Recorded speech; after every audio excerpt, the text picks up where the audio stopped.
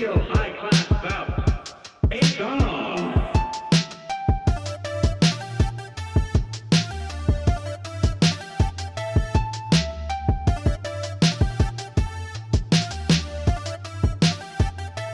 It's on!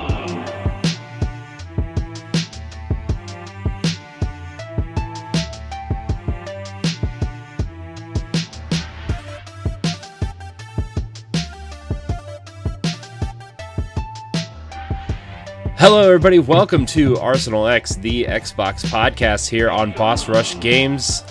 It is a wonderful Sunday night. I am your host, Corey Deering, and alongside me, as always, is the wise Wisconsinite, Mr. Jesse Douglas.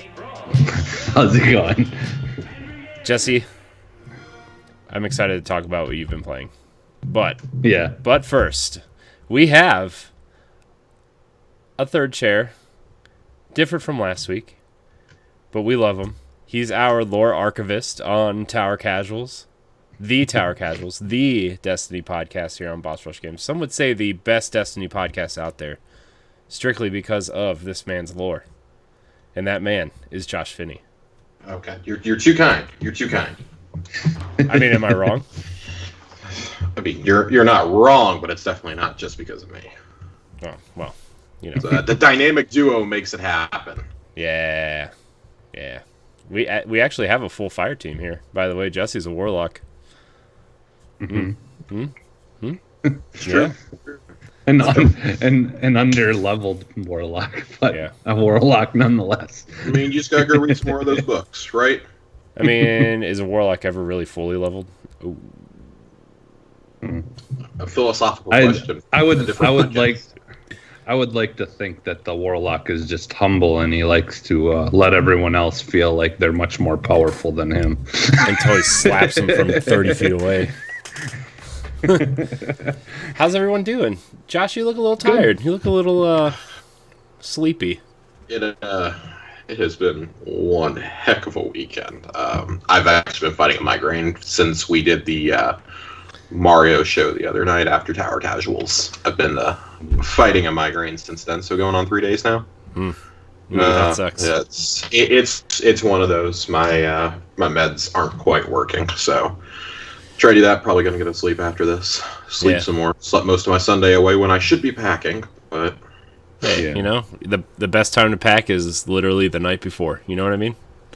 But unfortunately, I do, and I don't want to have a repeat performance of that like every other move I've ever done. Oh man, this is gonna be a good show. This is gonna be a fun show. There's a lot of games to talk about actually this time around. This show, we got a few topics. We have a question to answer, but really, I feel like the majority of this episode is going to be about the games, which is exactly why Josh is here. We're going to get through some of this housekeeping real quick for you. This is Arsenal X, the Xbox show here on Boss Rush Games. Every week, we come together with our friends from around the internet to talk about the latest news, rumors, games, and more within the world of Xbox. You can catch us live on Sunday nights here on twitch.tv/BossRushGames live at 9 p.m. Eastern Time. We started right on time tonight. Good job, everybody. Great job. To join in the conversation, but if you can't join us live, it's no big deal. You can head on over to youtube.com/BossRushGames or podcast services everywhere on Tuesday mornings. Remember to like, subscribe, share, rate, and review, and follow wherever you consume our show. And you can catch all of our content and our family of shows on the newly redesigned BossRushGames.com. That's our website, everybody. You should go there. Also, new visual style on the live show tonight. Pretty, we're experimenting, so it could change in the next couple days, weeks or so. But, experimenting here. But we've got games to talk about, guys. Josh, you thoroughly requested to be on the show to talk about Wasteland 3, the In Exile project that is finally out. Man. Yeah. File this one under games that I did not expect to not just love, but even like. I don't like isometric RPGs. They're simply not interesting to me. I don't like how they control a lot of the times. And a lot of times with isometrics, we tend to think, until recently, we've tended to think that those are more PC-style games, whether they be RPGs, RTSs, even tactical games like Gears Tactics and XCOM. We tend to think of those more as PC-style games, and it's true. In Exile has worked a lot with PC. Wasteland 2 took a few years to come to consoles, I believe. Just got remastered along with the original one. And for anyone who doesn't know Wasteland, Wasteland was actually the prototype for the original Fallout game.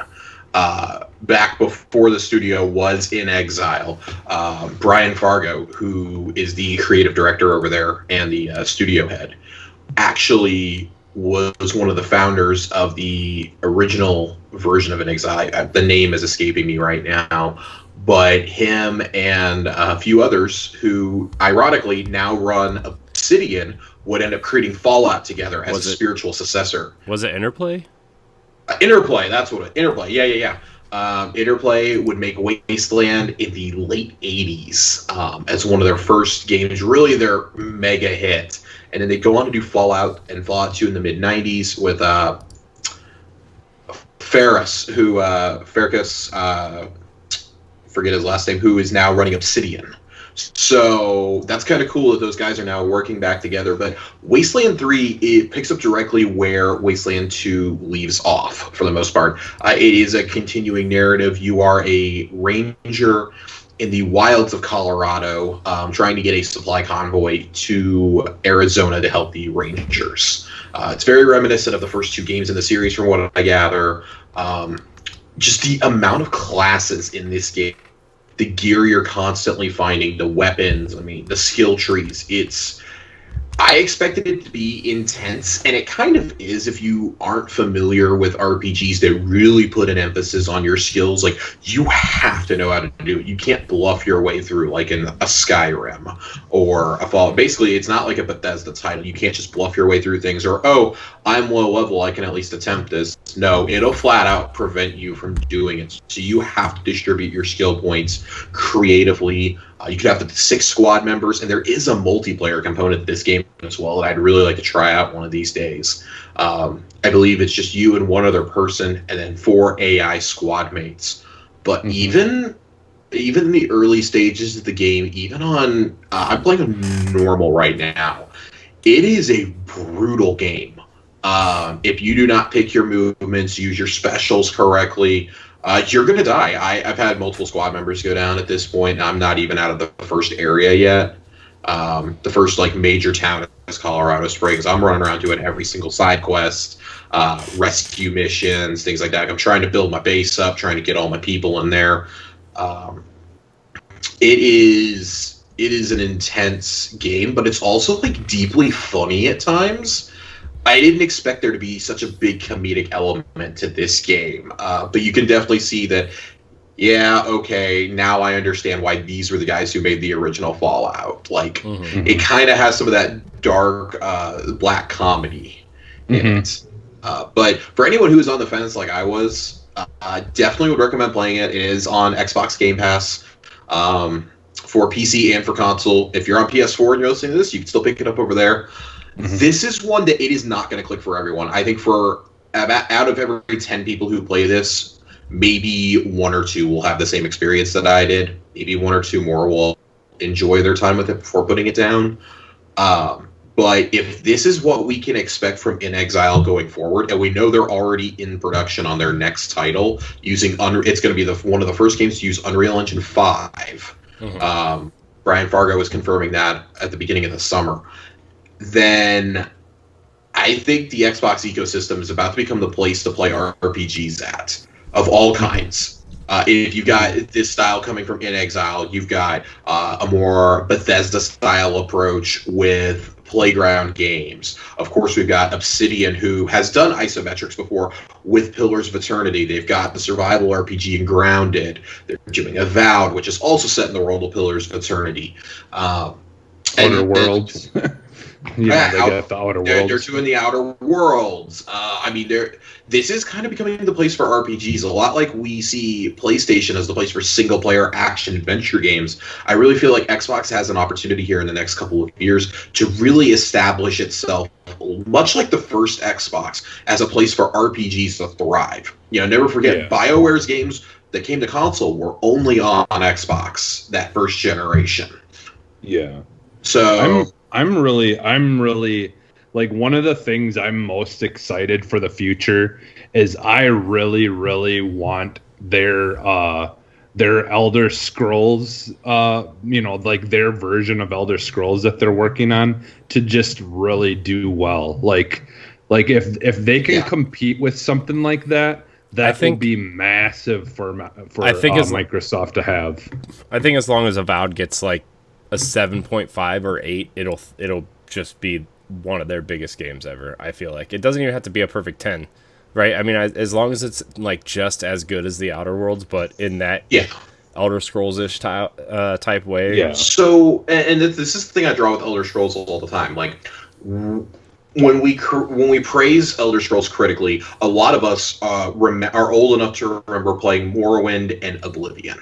Skyrim was so massively successful, seriously one of the best-selling games of all time, like 35 million copies, I think, is because it's such an easy game to pick up and play. Mm-hmm. Whereas Oblivion and Morrowind, I would argue, weren't. You had to do a good chunk of the main quest to really open up that world to be leveled up enough to pursue what you wanted to do. They scaled back on the RPG mechanics, which I know a lot of hardcore RPG players are like, I hate this. It spoon feeds you. You can button mash your way to victory, which, let's be honest, that's what I did.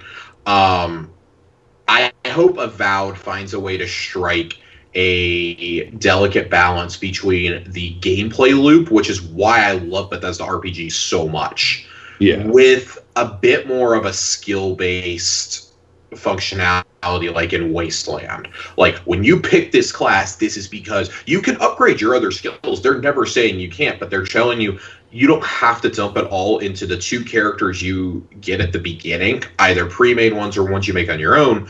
Your squad mates that you choose throughout the game or that you pick up will help fill some of those voids. You can pick up other skills along the way, and that really affects your enjoyment of it. So I think if Avowed can strike something kind of as a happy marriage between the 2 concepts, you're going to have a game that'll satisfy both the casual player base and the hardcore one. Because there's nothing wrong with giving the casual base a bit more of a push towards real mechanics, but there's also nothing wrong with taking something like Wasteland, which I'm thoroughly enjoying, and maybe dumbing it down a tiny bit in difficulty or in mechanics for a more casual base to enjoy. This is not a game that's going to go out and sell 10 million copies. Like, if they cross 1 million, I think In Exile would run around screaming. Because their games simply are not. They're made fairly affordably. I think the budget for this game was $3 million. And that was the crowdfunding. That's why, of course, Deep Silver published this, not Microsoft. I really, really look forward to see what they're doing. They're throwing around the idea of, maybe we'll do some story DLC tacked on at the end of this, maybe sometime next year, which to me indicates that their next game is not simply just going to be Wasteland 4. It's going to be an original IP. I do think they want to do a different style of RPG going forward, or at least in the next title. So, great things going on over there with Wasteland. Really encourage everyone.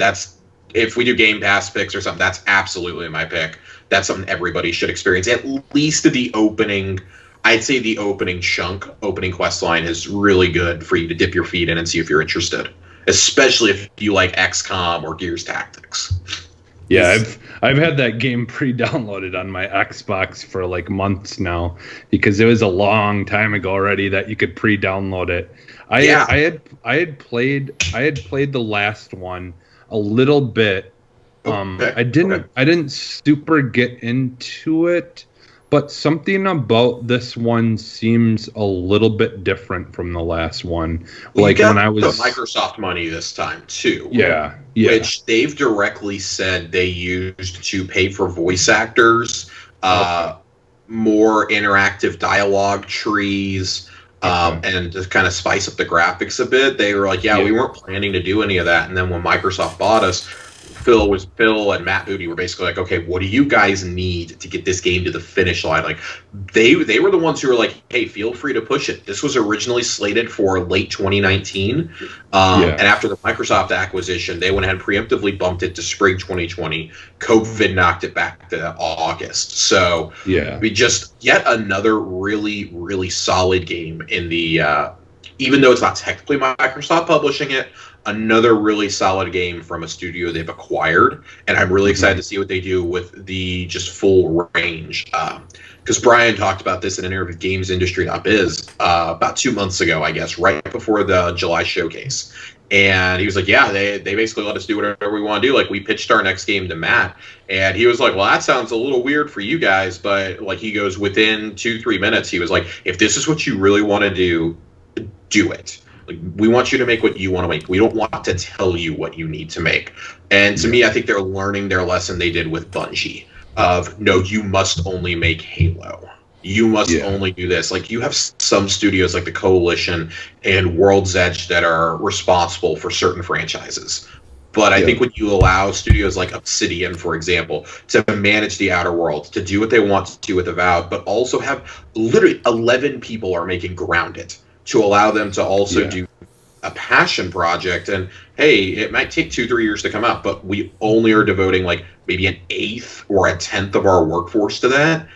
That's cool. Like, that's cool to me. Like, I want to see more experimentation like that. We saw it with Ninja Theory. Like, Bleeding Edge was real bad, but they're also working on Hellblade 2 and Project Mara right now, which I'm amped to see both of those. So great things coming from In Exile. I want to see more. I want to see their next original title.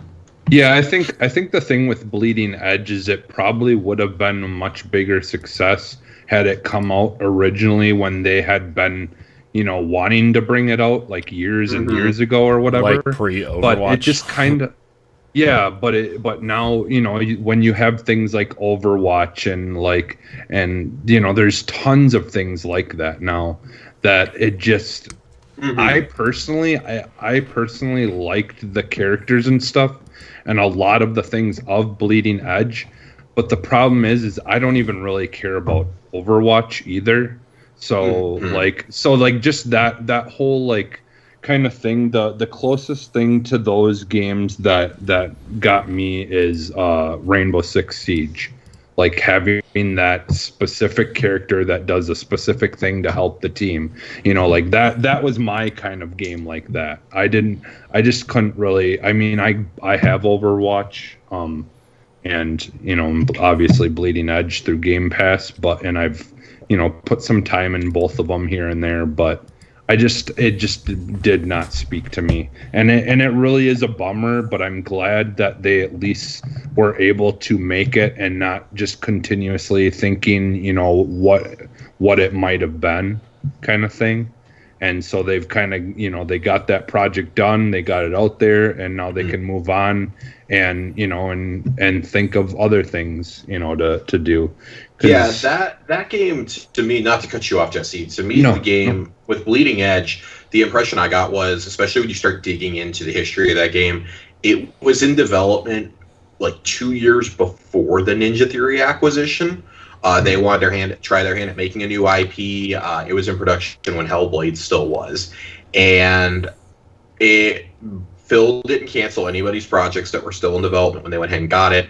But I kind of get the implication like he knew this wasn't going to be very good, so they just kind of like dumped it out. They didn't want this being in development any longer because, A, you're competing against Overwatch. Overwatch is the squad-based game, or Rainbow Six, like you said. Like, those are in an entirely different category than any other game that's tried to come out like that before. So why mar the first year of Series X with a subpar title? Why not throw it out at the end of this generation? People aren't going to pay it attention. They're going to go, okay, well, it's the end of the generation. Like, we don't expect great things. And you have great titles that come out, like Ori and the Will of Wisps, like Wasteland 3, like Tell Me Why, that help overshadow and offset the junk. So, yeah, it's like the just in general, like all the different developer groups that Microsoft has now. Like, I'm just honestly like I'm more excited about the what we don't know. Like, like that's what I'm really looking forward to, is just like they've actually got some really, really good developing teams now that are going to be working on stuff. And like, and even like I loved the first State of Decay, and the second one in the beginning I was playing it, and it wasn't that it was a bad game, it kind of was focusing a little bit more on other stuff that I didn't care about quite as much, that they didn't focus on as heavily in the first one. But I'm definitely still looking though forward to the third one, and I'm kind of hoping that this third one is going to be more about like being not necessarily completely solo, but not so reliant on building like these bases within all these different people. I want it to be more of like a solo kind of survival type thing, where you're running into people and there are things that you can do with other people, but you're not like trying to solely be a governor or whatever of this little town, that you're creating. Like, I didn't care about that stuff a whole lot. I absolutely loved the mechanics and the gameplay and all that stuff, but I hated like the whole like having to keep on getting stuff and bringing it back to this place. And I'd rather have it more almost like what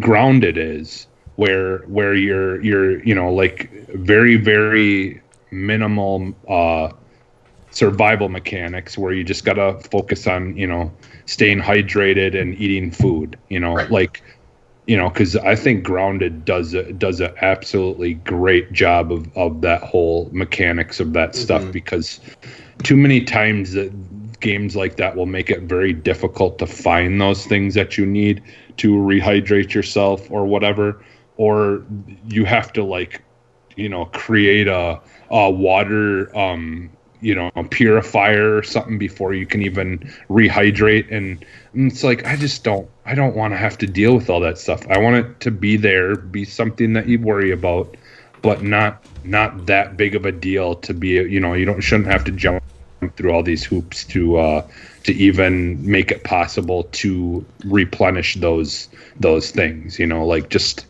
you can have it, but it doesn't need to be as big of a deal. Like there's just a lot of stuff that I envision with some of these groups that we have making games, and I'm just looking forward to all of it, just seeing what we have to look forward to. So nice. Josh, you played anything else? So Wasteland is one of the games I'm playing. Also doing some Avengers, which I'm sure we'll get to in just a moment. But the other one that I've really been diving into, the one that I actually expected to like more than Wasteland, frankly, and one of my most anticipated games of the year is Tell Me Why, the latest episodic game from Don't Nod. If you don't know Don't Nod, they are the minds behind the Life is Strange franchise. That's pretty much what they've been working on for the better part of the last 5-6 years, are those games. This is outside of Vampire, I think this is the only game they've really done not in that franchise since PS4 launched. So, excuse me, they did Remember Me also. That was their very first game as a studio. That was an interesting game. This is a lot like other Don't Nod games. There are a lot of calling backs to the Life is Strange series. I'm kind of surprised it's not. Well, I guess I can't say it's not completely done, but I'm surprised it doesn't like tie in any way. But I think it's good that they did a game independent of that while still using some similar mechanics. You play as Allison and Tyler, two siblings who are they live up in a remote village in Alaska. And I think it's really tasteful how they do a lot of this. They, like every other Don't Nod game, they tackle a lot of really, really difficult to discuss topics, I think, and things that, I don't know, not necessarily taboo subjects, but ones that you don't see really depicted in gaming all that well. namely bipolar disorder, and transgender rights, respect for transgendered individuals, and just how they approach a lot of that. They worked with LGBTQ alliances. They worked with native tribes up there. Did a lot of research to make sure that all persons were depicted accurately and tastefully. And it's just, I think it's an engaging narrative. Right now, probably to the point, which is the end of episode 1 out of a 3-episode arc, I'd probably say it's a little behind where the original Life is Strange is at this point in terms of how much am I engaged with the story. But it's definitely their best first episode of any of their games, in my opinion. I really like the gameplay mechanic of having to remember conversations that happened in the past and seeing your past selves, you and your sibling, seeing your mom in those visions, because ultimately the relationship between the siblings and their mother is at the heart of this story, and you're trying to figure out what really happened the night that their mom died. Without giving any spoilers or anything, that's really what it is. And it's in every single sense, like outside of maybe the actual narrative, it's a step up from the Life is Strange series in every conceivable way. I really, really like these kinds of games, and especially with them releasing them each week. They're releasing them 3 weeks in a row. I don't have to wait 3 or 4 months for the next one. That was the biggest criticism of Life is Strange 2 is they put out episode 1 in like September 2018, I think. Episode 5 finally came out last Christmas. So I don't want to take 16 months to experience a narrative. I want to play this like it's a Netflix series or like a Hulu series. I want to do it like, if it's 4 episodes, I want to get 1 each week. And if I want to binge play them, then I can, but I don't want to have to wait months for resolution. I'm fine with waiting a week or 2, not months, especially when you're just going to keep getting left on cliffhangers. But I think this is an interesting discussion to have about, less about the game and more about narrative structure and timed releases. Because I think this has shown that these games can work. I think Don't Nod has done something that Telltale never did, and that's make me care about an episodic format. As much as I liked The Walking Dead and I liked Tales from the Borderlands, Batman was all right. I felt like Telltale really only succeeded when it came to existing licenses. They never really did an original game, and everything Don't Nod does is completely original with the voice acting, the storylines. They make these games feel very timely. It's things that are being discussed in our country right now, in our world, like things that are at the precipice of our minds that maybe we don't want to talk. Like, it's going to force us to have those conversations, and I think especially in gaming and this culture, like, we have to be able to have those conversations because a lot of people in the sphere just frankly don't want to. Like, when you bring it up, it's like, oh, you shouldn't be doing that. Like, oh, you SJWs, you shouldn't be bringing any of that up, and don't bring that into my games. It's like, no, like, we actually need to have these conversations. These are very real topics of discussion. Whether you want to ignore it or not is your prerogative, but this is a way to invite you into starting that conversation and not accuse us of shoving it down your throat. With a Don't Nod game, you know what you're getting yourself into from the beginning. You know the studio reputation. Yeah, we actually had a conversation on Boss Rush the other day about, like, you know, like when people make games that may have things in them that are controversial or whatever, and you know, and we, you know, one of the things we said is it's fine to have stuff that's controversial in a game, but you've got to be learning some kind of lesson, or like bring it, like make it worth the, you know, like a conversation and stuff like that. It can't be there. Yeah, just I totally for agree. Shock value. Yeah. Like, it because has then to serve a narrative purpose. Yeah. I actually played this a little bit as well. This was one of the games that I was gonna talk about, but I'm glad you did, because it's like I'm not super far into it, but and I still need to go back to the last game that they made. Is it Series 2 or is it I forget. Yeah, or is it's it just season 2 it's of Life like- is Strange. Yeah, say season 2. Yeah. It's season 2, but it barely has a connection to the OG game. Yeah. So So I did, because I have played like the Captain. What was Spirit. Captain Spirit. Yeah, Captain Spirit. I played that, and that really got me interested in that story. So I do need to go back to that, but I want to, I just felt like, trying this Tell Me Why out, because, like I was very interested in what I had, kind of heard what the narrative was, and like, it is kind of interesting, like, even in the very beginning, if you like walking around in your room and you look at certain things, and like, even if you didn't know kind of what they were, the like part of the story was about, as far as the transgender stuff and all that. Like, even if you didn't know about that being a thing in this game, like, if you're paying attention to stuff, you'll notice some things that hint at it right away, in the room. But yeah, like I just got to the point of where I got off of the ferry, so I'm not super far into it. But the game definitely picks up after that. There's 3 more major locations you'll go to in episode 1. But these kind of games plague me, because I like to read everything and interact with everything in the world. Yeah. So, like, I probably could have finished episode 1 like an hour or so quicker than I did, but instead I read every little thing that's going to have no consequence whatsoever on the game. But I do like these ones where your choices, like, and that's what I appreciate about Don't Nod, is your choices actually do affect the outcome of the game, but you still have the option to go back and play key moments from those episodes to either get the collectibles if you're chasing achievements, or to see different outcomes. And I've already made 2 choices where, once I finish the whole story, I actually really want to see how the story would play out by making different choices in those 2 instances. One in particular, I was like, I'm only like 20% of people who did this and didn't find out what I was supposed to.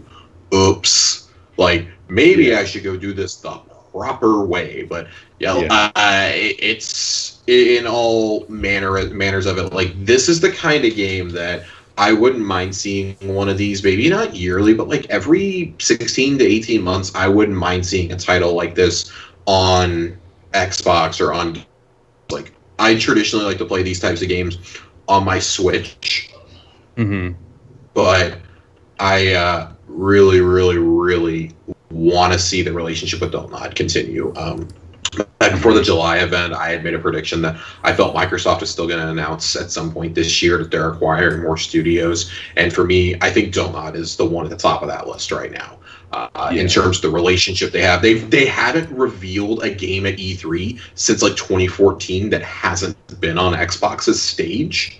So, and now they're making a title directly with Xbox Game Studios. With Joseph Staten actually oversaw this, and as he finished his work is when they transferred him over to Halo Infinite. So if he was overseeing it, I have a lot of faith in where the narrative is going in the last 2 episodes. Great little game. Encourage everyone with Game Pass, go play. I don't know if it's on Game Pass with PC also. It is. But I can never keep track of if every first-party title goes there or not, since I know it doesn't work both ways yet.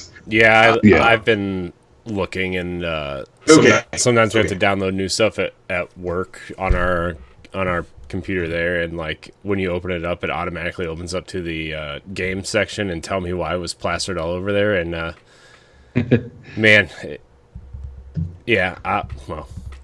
we're I'm just gonna say, like, if some people there found out that game was like what it's about, but yet another great lineup to the Game Pass library. Not just Game Pass, I mean, it continues what is nothing short of a great year for Xbox Game Studios. I mean, I'm not going to sit here and run around and say it's the greatest thing I've ever played, but I mean, based off the first episode, I'd probably go 7.5, maybe 8. Really, really engaging with it. Look forward to finishing it up this week. I'm going to wait and play 2 and 3 back to back, I think, though. Yeah, they and they just added Resident Evil 7 to Game Pass, and I know I downloaded it, Jesse. You're welcome. Yeah, did you? And Jack's Party Pack 4 they added to it. Yeah. So if people like those kind of games, which I know those are very popular, the Jack's Party that Pack. ends a crazy August of first party games though. Between Flight Sim, Battletoads. God, I kind of forgot Battletoads came out in August, even though I played about a third of the game in one sitting. And then Tell Me Why in Wasteland. It's like I got Battletoads, and 4 days later I was like, oh, what's Wasteland? Oh, Wasteland is awesome. I'm going to play more Wasteland. Bye, Battletoads. Yeah. Yeah, Tell Me Why, though, is such a beautiful looking game, too. It looks good. For an episodic title, it's pretty good. I would love to see what Zonod could do this engine and this style of game with more of a budget. Yeah. I think it's pretty clear, like, some Microsoft dollars clearly went into making this, because it does look significantly better than the Life is Strange titles. But, it's great. I'm looking forward to some more collaborations like this. The Medium is one I'm really looking forward to later on this year. And, I want to see more partnerships like this, Microsoft. More partnerships on new IPs or original stories. To supplement your actual first-party. Like, more second-party offerings is what I'm getting at. Yeah. Give me more. Well, I would like to see Microsoft, pick them up, and could you imagine like them doing like their version of like a Detroit Become Human or something like that, where it's like it's very very personality driven, like something like that game, but only. Oh, I love it. I love it set in the Life is Strange universe. Yeah. I think they established a lot of really cool things, and like superpowers, but not superpowers. I think it's a really intriguing concept. They kind of continue it here too. Like they don't ever try to super explain it away. Maybe they will in episodes 2 or 3, but it's just we have a connection. And that's all it is. And, like, you don't need more than that. Like, I don't want to know more than that. It's just like, okay, like, to me, that's just symbolic of, like, a sibling bond. Yeah. That's or, like, you hear about in twins. A fantasy story. Yeah, like, your twins, like, you have this having... intrinsic connection to your other half, essentially. So, great game. If you have Game Pass on mobile, like, this is a perfect thing to play on your lunch break on a Samsung device, just saying. Hit that little plug-in. I wouldn't know. I can't use Game Pass on my iPhone because Apple sucks. Anyways, but that is one explanation of what I have been playing. Awesome. With those two games. Awesome. Yes. Both great games. Go download both of them. You're welcome. Yeah. Jesse, you said you were playing some Fortnite? That's correct? Yeah, actually. The other Avengers game that's out right now. Yeah. Technically, I think the first one that was out, because didn't season 4 start before? Yeah. I don't know. Whatever. It don't matter. I mean, it's fun, but I'm actually, like, there was a couple of games where I was playing to try to win, like when I'm playing solos or whatever. The other day, and I did, like, on my second game of the day, I won. I got first place, but me and my friend, Pat, were playing last night, and we were actually trying to do, like, some of the stuff to unlock the certain things, because, like, so the way this season's battle pass works is the first 2 or 3 pages of the battle pass are stuff for Thor. I think it's two pages are stuff that you can get that's all Thor centric, and then the next 2 are all stuff that's She-Hulk centric, and then the next 2 are all Groot centric, and then Storm, I believe, and then Doctor Doom. And then I want to say Iron Man, and then in between all that, like, you've got these objectives that you've got to do in game to try to unlock, Wolverine, and like each character has their own objectives that are on the map that you kind of have to do to unlock other side stuff for each character. And so like I'm actually really enjoying that whole idea of having something beyond just trying to be the last one surviving that you can do. So like you can go into a match, not even really worry about trying to kill people per se, and just try to do these objectives. And then if you die, like, and you were only like the, you were in 60th place, it doesn't matter because you already accomplished something towards a goal that you were trying to do, so I've kind of been enjoying that whole idea of just going into it just to try to work on those things and not really worrying about what place I come in, like it's just fun. Like the other day though, we were playing, me and Pat, and so I had got the Thor's hammer, which, you have to be Thor to get it, and if you already get it, it doesn't appear there, but there's like a crater in the ground, and then there's just Thor's hammer sitting at the bottom of it. And so then you can pick it up, and then that's your weapon you can use. And then what you had to do is you had to deal 100 damage with it. So I had gotten it, and we ran into this city, to this little town that was nearby. And there was another duo's group there, and the first one came out and luckily was really, really bad at shooting. And I just sat there moving back and forth, hitting her with the hammer, and I ended up eliminating her using my melee weapon while she's trying to shoot at me. And I'm just like, oh man. And then I think Pat ended up getting the teammate or something like that. But I was just laughing my ass off. I'm like, how did I just do that with the melee weapon of all things? And so like I finished that already then. So I did the whole dealing damage, and so yeah, I've just honestly just been having fun doing like all the little side things and not even worrying about like actually playing, the battle royal part of the game. It's actually been pretty fun. And it's kind of cool because it's like, in a way, it brings you to areas so you can kind of see different areas that maybe you wouldn't have cared to go to when you're playing it just the regular way. And there's some really neat things there. Like there's this mountain where there's just a bunch of sentinels with like their heads cut off and like just mangled, laying all over the mountain. And you've got to dance on like 3 of them's head, and then you unlock an achievement or whatever in game. And so it's just fun things like that they're kind of having you do, which I've been enjoying. So. Yeah, that, and I played that, and then I know Corey, you had said you played it too, but I the other day and today actually, before we started the show, my kids, we have like a skate park that's like right down the road from us, maybe 2-3 minutes, and the kids wanted to go ride their scooters and stuff like that on the ramps and all that stuff at the skate park. And so while they were doing that, I brought my my Xbox controller and my phone, and I was playing the new Tony Hawk Remastered on the console streaming on my phone while at the skate park.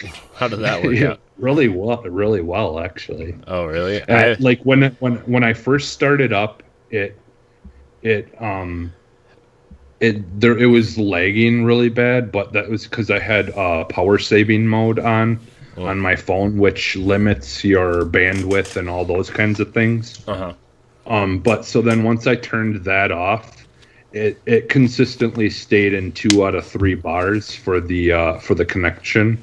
And every once in a while there would be a hiccup, but ultimately, I mean, I was playing, perfectly fine, doing tricks. I mean, like one of the objectives that you had to do was get a chain of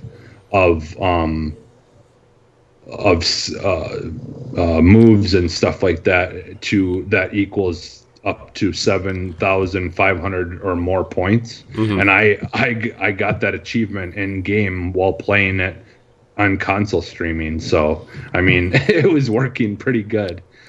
Like as far as everything like reacting, time wise and all that stuff. Because I mean, a game like that is very similar to a fighting game. If you're even, a fraction of a second off, you not lose, not land your move that you're doing and stuff like that. So, and that worked perfectly fine for me. So, I was actually I really enjoying that game a lot though. But yeah, I am too. I've actually been playing a lot of it too. I haven't left the warehouse though, because that level's just so damn good.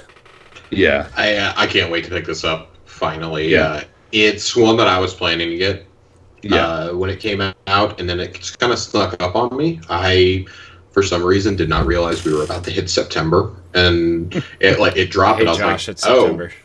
Yeah, I was like, oh hey, Tony Hawk's out. That's great. That's great. Well, So, I guarantee you on the Xbox Black Friday sale, this is going to be probably like $25. Oh yeah, no, I'm fully waiting for the Black Friday sale at this point. I'm at the point. I said this during our Mario recap. I was like, I'm at the point where I have to start picking and choosing this year, because Cyberpunk is already bought and paid for, but Star Wars Squadrons and now the Mario collection pretty much yeeted this off of my must buy list. Yeah, but yeah, still really looking forward to this. Some of my best memories are from Tony Hawk, but unlike a lot of others, my best memories come from Tony Hawk 3 and 4. Yeah. 3 I do remember specifically 1 and 2. Yeah, I played a lot of 1 and 2. I rented them from Blockbuster a lot, but I never actually bought them. 3 and 4, on the other hand, those were like day one. I would love to see those added as DLC eventually, and I believe they've said that they are open to doing that. Well, I think they said that they've actually set it up to where they will probably end up doing that, because they have all the tricks and all the like systems in place from 3 and 4 that they could do that if they really wanted to. Which I would absolutely buy those two, and then I mean, man, I don't like the remaster bag. I don't like a remaster like this is great. This is fundamentally they rebuilt the entire game. And so I'm open to something like this, especially things that are from the N64, PS1 era. Like I played Tony Hawk 1 and 2 on an N64 controller. I've never played them anywhere else. So I do not have great memories of these games at times. Well, let me tell you, I played Tony Hawk 1 on N64, and I played Tony Hawk 2 on the Dreamcast, so... Oh, God, you might even have it worse. However, 3 and 4 were on the GameCube controller. There's no way this remaster is not going to do well. Do the DLC, and I'd be really open to seeing a remaster of Underground and American Wasteland also. Yeah. Because after American Wasteland, I pretended it just took a break until this year. Well, I think they didn't do it. They didn't do another one after the 360 launch. I think this game is prime for that, because like I feel like if you put out maybe 6 months from now you put out Tony Hawk 3, and then next fall you put out Tony Hawk 4 as DLC, like I think that just keeps the game in the conversation. And and I mean, like, if you price the DLC reasonably, because I mean the base game is only $40. Yeah, like I think people would pay $30-$40 for 2 more remastered games. Oh yeah. Just hey, bring it on. Like I'll pay that like every year. I'll drop like 20-25 more bucks on some Tony Hawk. Yeah, I say they go even bigger, dude. Just do like their version of the Master Chief Collection. I love it. I mean, that's basically what this is going to. Sucker for Series X and PS5. Like just call it Tony Hawk Collection, and then when you go in there, you have like all the games, and you can play it in its regular graphics or the remastered version. I love it. I love it. The music is back. Yeah. From the second that we saw the Goldfinger. See, this is the worst kept secret ever. We saw the Goldfinger teases happening, and then Tony Hawk himself leaks it like 2 hours before Jeff Keighley's announcement. Well, the thing is let's be fair. Out of all the genres of music, punk rock music is the one that most likely everyone would be all in and having their music on something like this, because punk rock is like that's kind of how they are. It's just I mean, like, this is how I don't found a care lot of about- punk and ska that I still listen to this day. yeah. Was through the Tony Hawk games. I mean, I found Less Than Jake through here, and I've probably seen those guys in concert at least 4 or 5 times. So, one of my all-time favorite groups. Yeah, it's great. I love this game though. I can't wait to sit down and play it. Yeah, it's a lot of fun. Yeah, I played it I was waiting for Avengers to download, and so I was like, okay, well, I'll play Tony Hawk. Here's the thing. I wasn't even planning on getting Avengers. It was, we'll say, gifted to me. So I was like, okay, well, I guess I'll download it now, because I had already got Tony Hawk, and I was playing through Tony Hawk, and it just, that first warehouse level brought back a ton of just feel like I knew exactly what to do right away. The physics, I feel like, are a little bit off. Like, I think it's just because it's running at 60 frames a second instead of like 15 on the N64, but I knew exactly what to do. I knew where to go. Like, I knew my run. I knew where to maximize my points, and thank God they added the manual to the game, because like it just made that run so much easier. Like, we forget the manual wasn't introduced until 3, I think. Yeah. It's just it changes the entire game. Like, and the reverts too. Like, I enjoyed 1 and 2. I fell in love at 3. Yeah, the reverts. The airport in 3, man. That's where it's at. That's where it's at for me. Yeah. I would like. For me, it's definitely 3 is to me 3 is the pinnacle of those original games at this point. I remember going and finding the cheat for "You'll Never Fall Off a Rail," and I was playing before going to school one day. I got like little 10-year-old shithead me, and jumped onto one of those baggage carousels to do a grind, and since I had the cheat put in, I wouldn't fall off. I left the GameCube running all day until I got home, and just like the score was like totally broken. Like it didn't even fit on the screen anymore. It's just been there the whole day. I'd just been doing that. I'm like, thank God that my parents did not turn this off, so I wanted to see how it would do. I go to jump off, and I wiped out. Well, yeah, I left that thing on for 9 hours at least, and then I could land a single jump.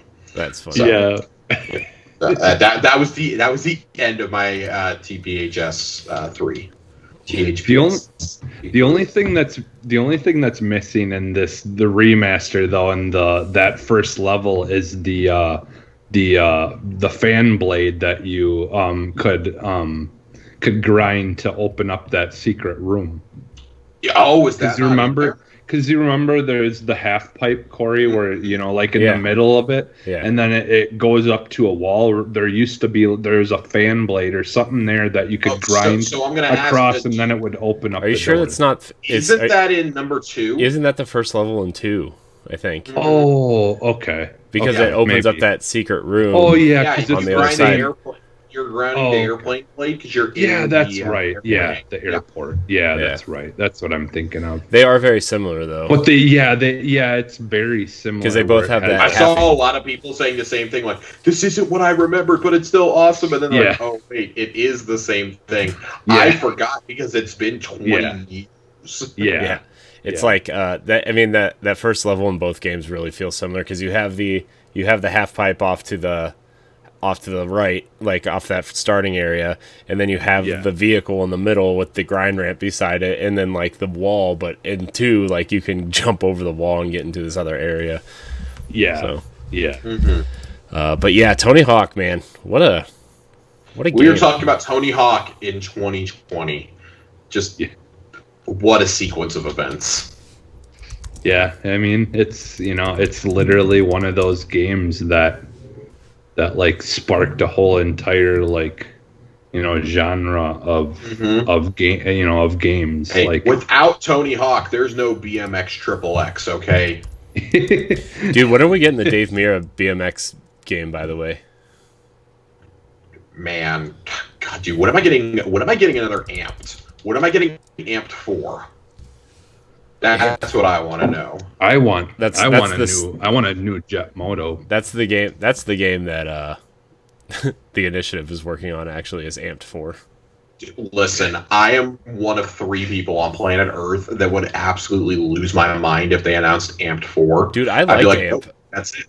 Okay, we found the second one. There's one more person out there, Corey. There's one more person out there. I loved amped too, but like, I'll be honest.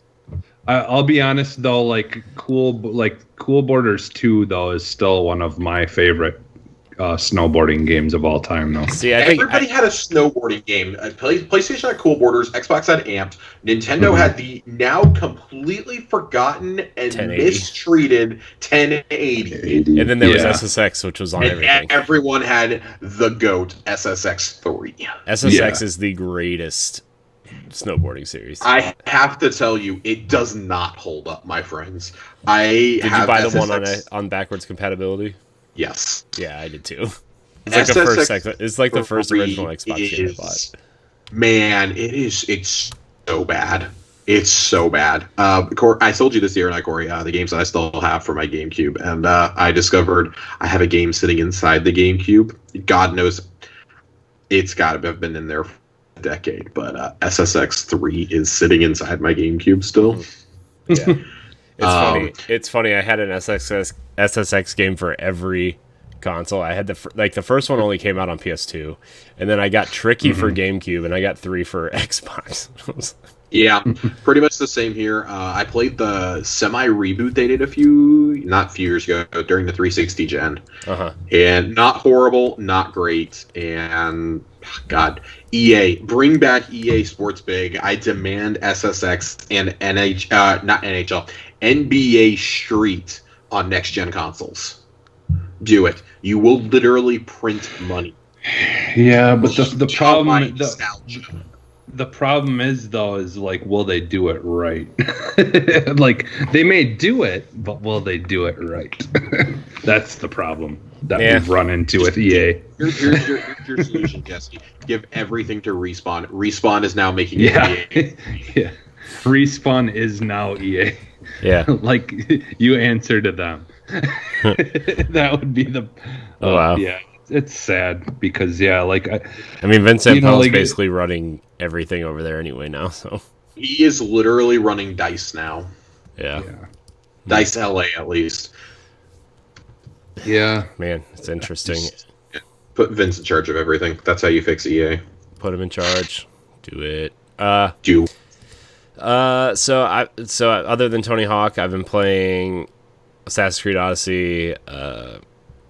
Great game. One of the greatest games of this generation. I'll stand by it until somebody proves me wrong. Outside of like Witcher 3, it's probably one of the best open world games of the generation. I've actually also been playing The Witcher 3, except not on Xbox. I've been playing the Switch version.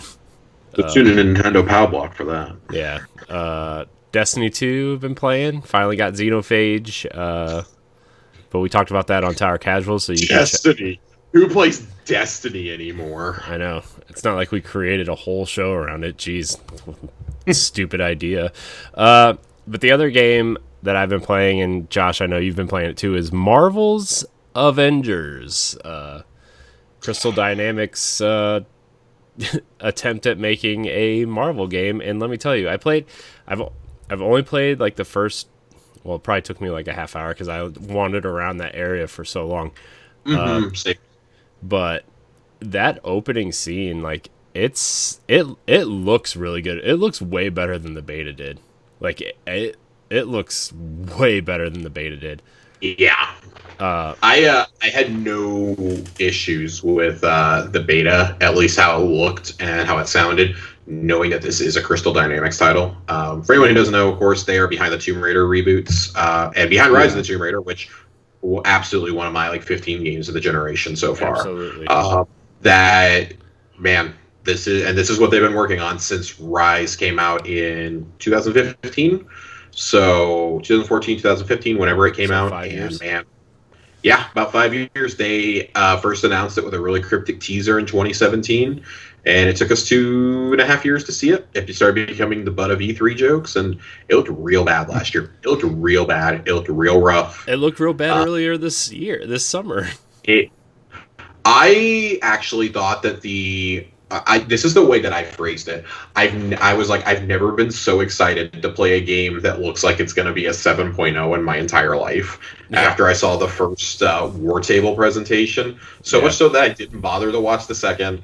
I kind of begrudgingly played the beta a few weeks ago and was like, okay, like I can see where this would be fun. Hulk is awesome, and apparently I'm one of the only people on Earth who actually thinks Hulk is great. So it made me think I'm playing Ultimate Destruction again on my GameCube. I'm just like, man, like this is great, and sat down and played another 4 or 5 hours this afternoon in the campaign. It's fun. I'm now to the point where friends can join me, and that just makes it so much better once you can play with friends.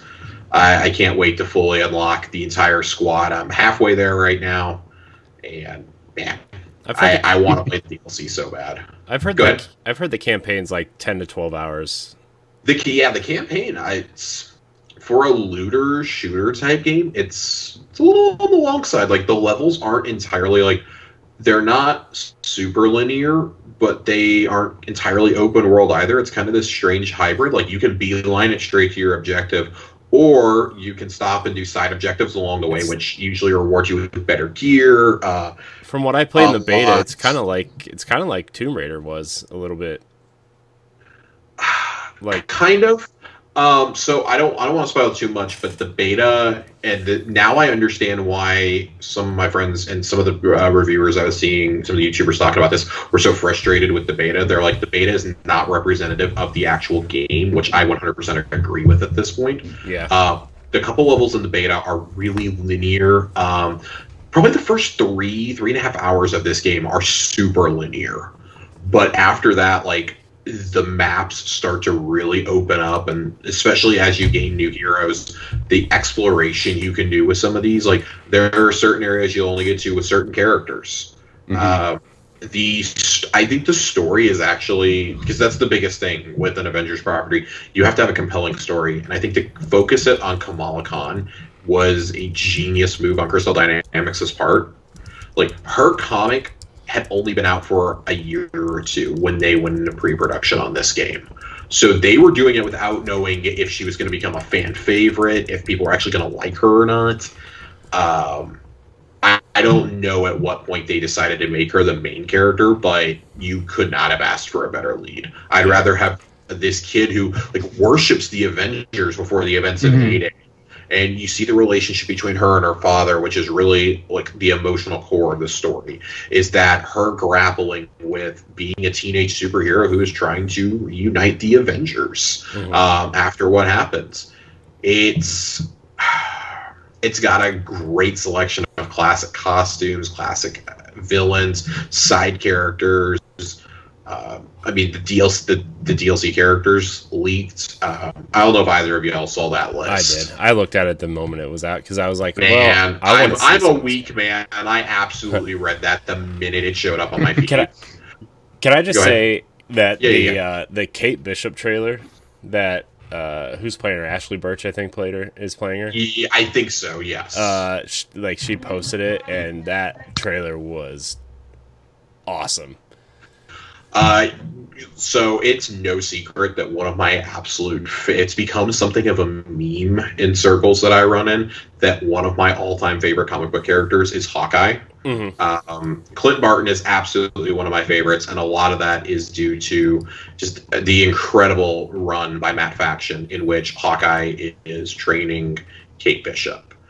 And as a result, I also love Kate. To have both Hawkeyes coming to this game next month is just incredible. That's incredible to me. I love it. Like we're gonna get Kate first because Hawkeye is missing, and that's gonna set up like us rescuing Hawkeye, and then Black Panther's coming with Wakanda. Each of these characters is coming with a DLC story pack, right? Yes. So in the game, like, see, and this is one of the frustrating things about it, I think, is you start unlocking different things as you go in, of course, but it's not like Destiny where it's like, oh, you have the director up right away. It's you have to unlock the war table, you have to unlock where everything is in the Quinjet, things like that. I'm trying to be deliberately vague to avoid spoilers since the game is so new, but you'll eventually get mission paths, as they call it. So you'll have the campaign path, but each hero also has a story pack to go along with it, where you play through moments, you fight iconic villains. There's villain layers. Like I have one for Taskmaster and one for Abomination that I can go and do. There's a surprising amount of depth to this game, even as a single player game. Yeah. Even as a single player story. I find myself hunting collectibles because the collectibles are actually useful in this game. As you find comics, you can view your comics in your collectible screen. They give you passive perks for every hero in your party. So like plus 0.5% crit damage or plus 2% healing. Things like that. Like, and those, like, as you get a set, like there's a set bonus. These are actual comics that I actually own some of these. Like, they're in shoeboxes in my closet. It's really cool to see that history, that shared history. But these are comics that were actually written within this universe also, is how they present it, which is really cool. Like, Kamala has to go on the scavenger hunt for comics at the very beginning of the game. And it's cool. It's like, oh my god, like she's walking around basically, I imagine the Iron Man store she goes into being something I would see in, like, Avengers land out in Disneyland next year. Like, I fully my expectations have been set for the Stark Industries store out there now. And I'm highly disappointed that's not what I get to do. But it's such a huge love letter to Marvel and to its fans that I have actually really grown to resent the more I play of this game. The people who are complaining, ugh, the characters don't look like the MCU versions. They aren't the same actors. Like, listen, you really think they were going to pay Robert Downey Jr. to come voice Tony Stark for an entire game? Like, no, he would have been a glorified cameo at best then. Like, you're not getting that. Like, the voice actors aren't bad. These characters existed long before those movies. They'll exist long after those movies. Did you see the deep fake video? I did. Oh yeah, they put all the characters in. Yeah. It is actually pretty cool looking. I mean, I'm one of those like you that I really don't care. You know, like that. I'm glad they you know, it's kind of like what Sony is doing with Spider-Man. Mm-hmm. Like they want to kind of do their own thing. You know, like that's the beauty of, you know, a lot of comic books. They have their, you know, these alternate universes. You can have fun with that. You know, you can make different things. You know, eventually this team will probably have an alternate universe comic. They will cross over in some event. Like we've already seen, Insomniac Spidey has his own thing. He's shown up in God, what was it? Not Spider Island, but there was another one. Spider-Men 2, I think he shows up in briefly when all the Spider-Men are assembling. This his suit is seen in Into the Spider-Verse. These are all different realities, which may or may not exist thanks to Secret Wars. But there's so much you can do there. I wouldn't rule out eventually, like, i.e. once all core of the 6 ones from the movies are in, like once Hawkeye comes out, I wouldn't be shocked to see them come out and be like, oh, we're going to do a special paid DLC pack of like $10, and all it is it's suits for them that look like the MCU versions.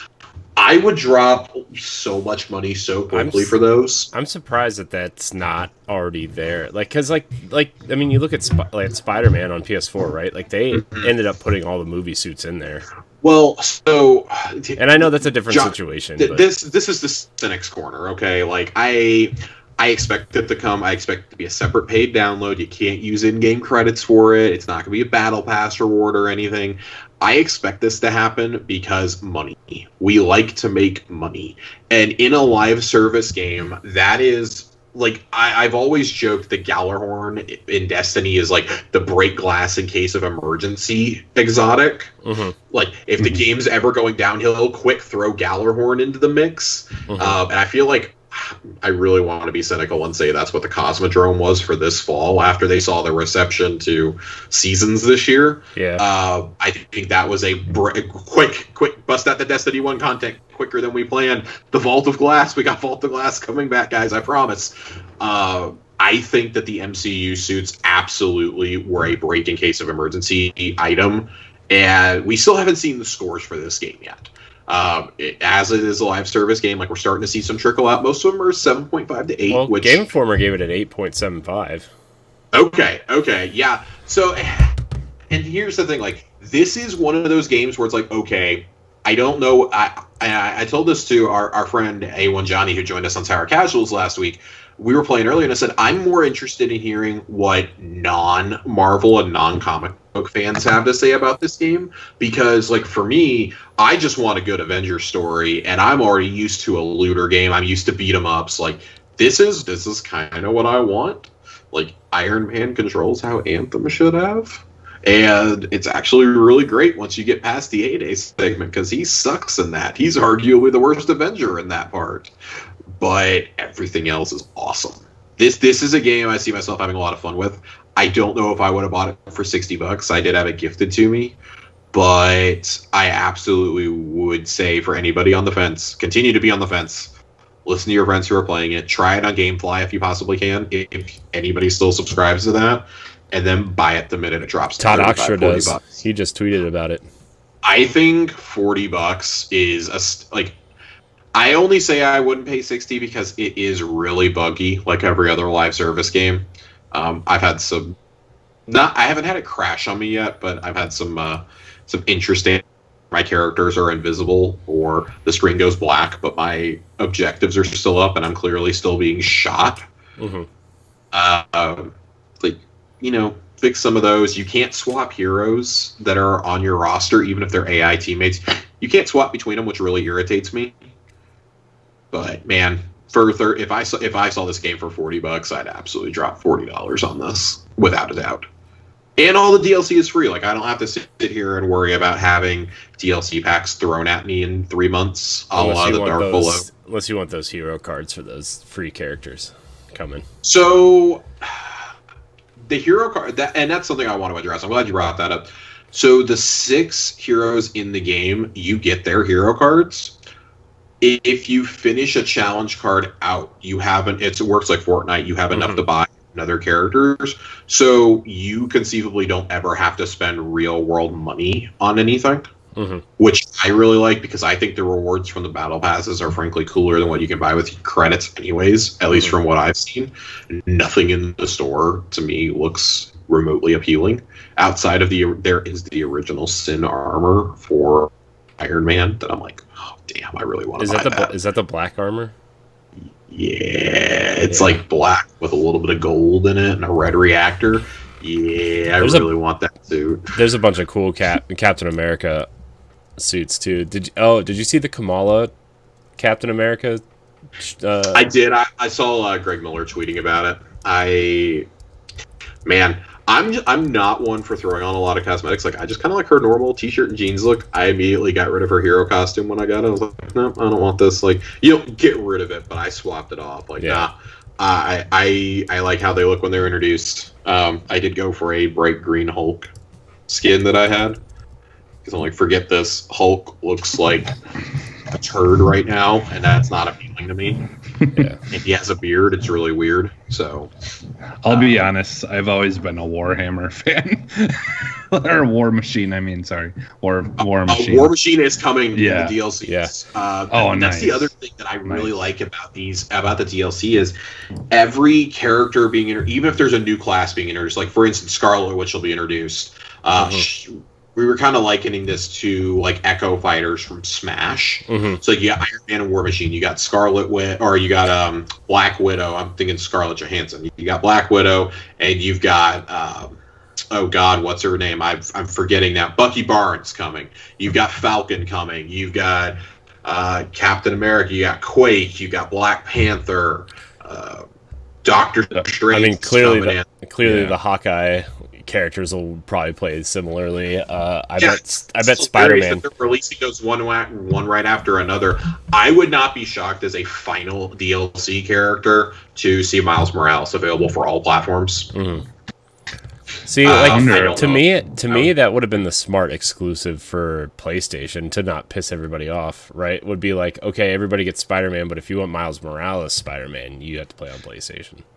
I mean, so that's what I've been it's saying. important to remember too. this is not a Crystal Dynamics decision that was made. No, I know. Yeah. This is very similar, especially if you read the tone in some of their blog posts. This is very much like Bungie being told by Activision, you will make exclusive strikes and exclusive exotics for PlayStation. Clearly a price was paid, and you know I'm kind of over. I'm over it. I'm moving on. I'm still really enjoying the game. I've got enough characters to worry about coming in the DLC packs. I do have a Spider-Man sized heart. It's a hole in my heart though. And with them confirming they're trying to add, or they will add cross progression at some point, I may end up picking this up for like $15-20 on PlayStation to play as Spider-Man eventually when I get a PS5. To me, Because I'm a weak man and I like to pad sales numbers. to me, Spider-Man is just like not a big deal. I'm not a Spider-Man guy. I don't really care. I didn't really. I think we all got upset. Well, and that's the thing. Like, Spider-Man makes so many people upset because I think, especially for '90s kids, it was all about Spider-Man. Like, I mean, as somebody who's been wanting something X-Men since the '90s, these Spider-Man fans. Have you heard about our Lord and Savior Legends, my friend? Have I heard of what? X-Men Legends. Yes, I have. I have both X-Men of them. Legends? I have both of them for GameCube. So great. We haven't had a good X-Men game since. That's but not they true. were That great. Wolverine good was pretty good. Okay, the X-Men as a whole, we have not had a good game since then. You're right. I'm just saying that. I thought people would be like, oh, can we get Wolverine in this game? Like, no, he's an X. Like, I get that he's been on the Avengers, but no, leave him out of this. Like, just give me a whole game of Avengers characters. Where's Give the me X? a game Where's of the characters X-Men game who of don't- this? Where's our X-Men game for this? Where's the X-Men? Now that Marvel owns everything again, where's the X-Men version of this? And can a brother get Daredevil and Luke Cage in this game or not?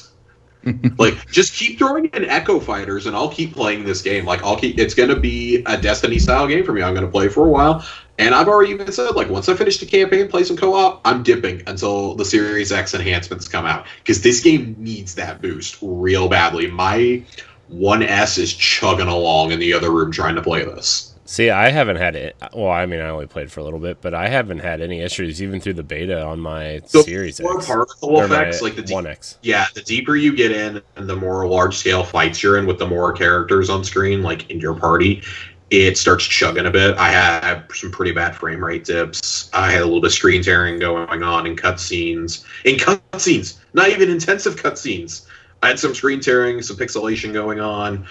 Enemies are just like walking around behind me if I finish a objective and it goes into a cutscene. Like, they're just standing there like waiting to shoot me, and they can't because I fly off at the end. It's weird. There's a lot of weird stuff going on, and like, okay, well, there's a weird glitch where if you don't have Hulk or Kamala in your party, you can't get through certain doors. And you have to like restart the mission because they're the only ones who can break down big doors with their special or with their heavy attack. Yeah, it's really strange. Like, apparently that's getting fixed this week, like, so that everybody can do it with their heavy attack. But yeah, right now you have to have Hulk Kamala to get through a good chunk of the campaign. It's real weird. That's weird. Strange. It's concerning. It's disconcerting at best. But yeah, Avengers, lots of fun. I feel like that's something they probably should have caught in QA at some point. You know, I mean, I know thought the COVID same. and everything, but Nobody like, play this and be like, this is going to be a problem. People are definitely not going to put us apart on Reddit for this. maybe people just really like Kamala and the Hulk, and that's all they played as, and they just didn't I'll think. be honest, those are my out of the three I've unlocked, I would prefer to play as them. Iron Man's not bad, but I definitely like the other two more in their play styles. That's also more of me. So, Yeah. I don't know. Like, cool. Other people in my friend group like playing as Iron Man, and them. Cool. Go for it. Play them. I'll play Hulk. I'll just beat everything up. Cool. Cool. But that the first half hour was like super charming and super relatable for like someone who, I mean, not that I was like into comics a whole lot or anything, but like just someone who like really wanted something, and there was a lot of bullies around, and just, you know, being really excited for something. And I don't know, it was really relatable and really fun and really kind of had a lot of heart to it. So yeah, it's definitely the Kamala Khan storyline. I'm probably about 40% of the way through the campaign right now. The campaign is basically her story. Let's make no mistake about it. Sure, it's about the Avengers as a whole, but it really is, at its heart and soul, this game does not work without her being as good as she is. Yeah. They didn't nail her. This game would absolutely, rightfully so, I think, be crucified in the narrative department. Yeah. A la Destiny 1. Yeah. And her story is the feel-good story of the year right now, I think. It's the kind of uplifting game I needed to play. Yeah. So, it's not perfect, but it is a hell of a lot of fun. Yeah.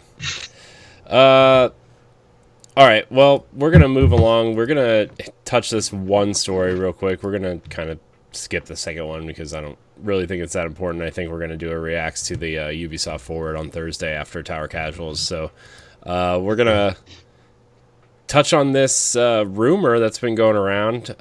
Steam was apparently data mined to find that Gears 5 might be getting campaign DLC upon the Series X launch. Interesting, because that game kind of felt like it ended abruptly. I know, Jesse, you and I played through it together. Yeah. That game kind of felt like it ended like real fast. Just I like, haven't finished it, but I do know what happens. So. Yeah, it's just man, it was. I mean, spoilers for a game that's a year old. Yeah, spoilers for Gears 5. There's a branching path at the very end. You have to make a choice, and that affects the ending. I wonder if it's going to be like not previous Gears games, but other games like this where there is a canonical choice, and that's where the DLC picks up from. Yeah.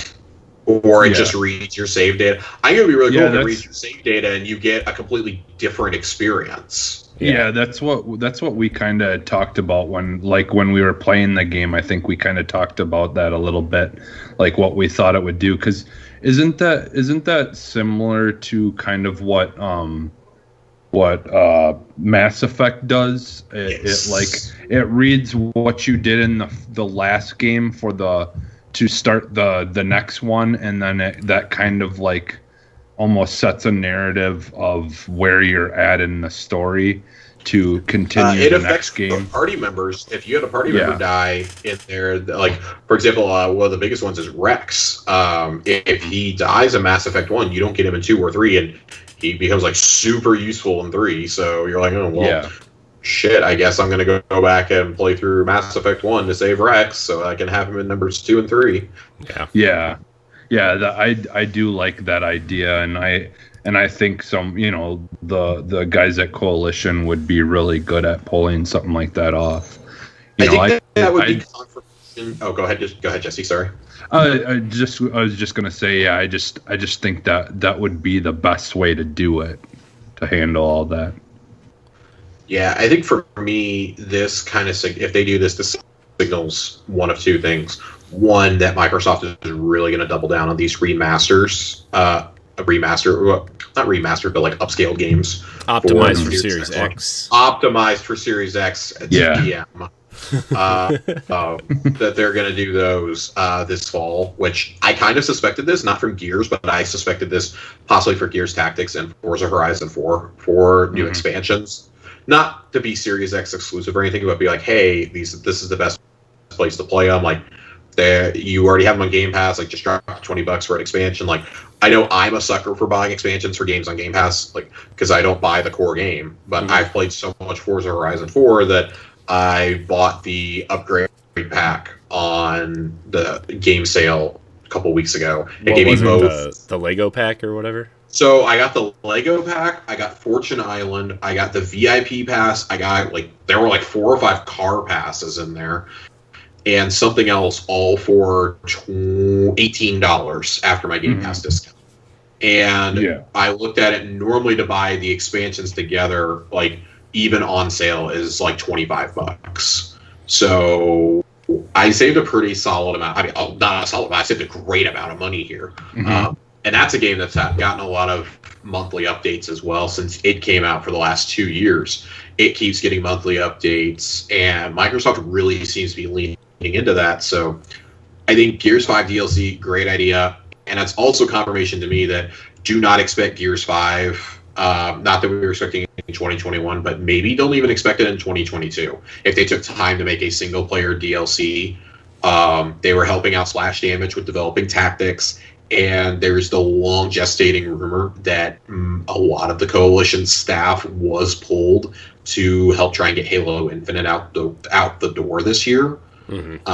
I do suspect that a lot of them are probably still working on it. So, hey, Gears 6, cool. Like, Gears is kind of like the one franchise, well, them and Forza are like the two franchises they don't have any problems with right now, so... I know, it's I feel like, you know, besides Forza, Gears has kind of taken that crown as Microsoft's kind of crown jewel franchise at this point.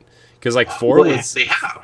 4 is very Force Awakens to me, where it was like a very safe reintroduction to the series, but it was a very solid game. It was very, you know, I like 4 a lot. 4 to me is the perfect spiritual reboot for a franchise. Yes, I think it's the perfect way to get in touch with characters. Like, you're not rebooting the story, but you are continuing the story with a new cast of characters. And oh, hey, Marcus eventually comes into the story.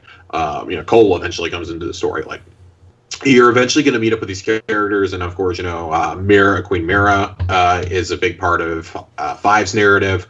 Like, I do think we're heading towards a conclusion with Gears. So cool. If you're going to give me this even as a side story, give me a game where I play as like a Carmine. I would love that. That'd be hilarious to me. Give me a deal, like a 4-hour story DLC where you play as a Carmine brother or something.